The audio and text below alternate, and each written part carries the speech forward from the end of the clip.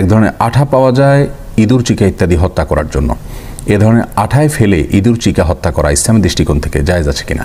চিকা আটকা পড়ে তাহলে সেখানে পড়ে থেকে সে মৃত্যুবরণ করে। এই মৃত্যুটা অত্যন্ত মর্মান্তিক হয়, অত্যন্ত অমানবিক হয়, অত্যন্ত বর্বর একটি হত্যা হয়, যার কারণে এটাকে আমরা বলবো করা উচিত নয়। এই পদ্ধতিটি অবলম্বন করা উচিত না, বরং এর চাইতে সহজ কোনো পদ্ধতি বা পথ অবলম্বন করা উচিত।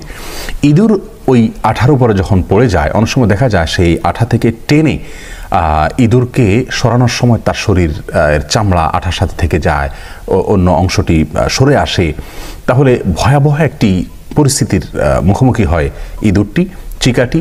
অতএব তাকে হত্যা করতেই যদি হয়, আমরা এই পদ্ধতিতে হত্যা করব না। আমরা খাঁচায় বন্দি করে রেখে এরপরে সহজ কোনো পদ্ধতিতে হত্যা করে ফেললাম, হয়তো একটা বাড়ি মেরে হত্যা করে ফেললাম, অথবা অন্য কোনো পদ্ধতিতে হত্যা করলাম, বিষ প্রয়োগ করে হত্যা করলাম, কিন্তু ওই আঠায় ফেলে তাকে ধুকে ধুকে মরতে বাধ্য আমরা করব না।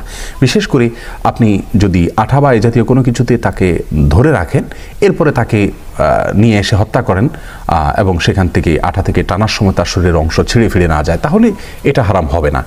কিন্তু সাধারণত যে আঠাগুলো বাজারে পাওয়া যায়, এগুলোতে আটকার পরে তার চামড়া, পশম এগুলো সবগুলো লেগে যায় এবং টুকরা টুকরা হয়ে যায়, অংশ আলাদা হয়ে যায়। ক্ষুধা এবং তৃষ্ণার কষ্ট করতে করতে তারপরে একটা পর্যায়ে সে মৃত্যুর মুখে পতিত হয়। আমরা কে না জানি সে হাদিস, যে হাদিসে নবী সাল্লাল্লাহু আলাইহি ওয়াসাল্লাম একজন আবেদা মহিলার জাহান্নামে যাওয়ার কথা বলেছেন, শুধুমাত্র একটি বিড়ালকে বেঁধে রেখে পানি এবং খাদ্য এগুলো থেকে বঞ্চিত করে ধুকে ধুকে মরতে বাধ্য করার কারণে। অতএব ইঁদুরকে এভাবে কষ্ট দিয়ে হত্যা করা ইসলামের শরীয়তের দৃষ্টিকোণ থেকে কোনোভাবেই জায়েজ হবে না।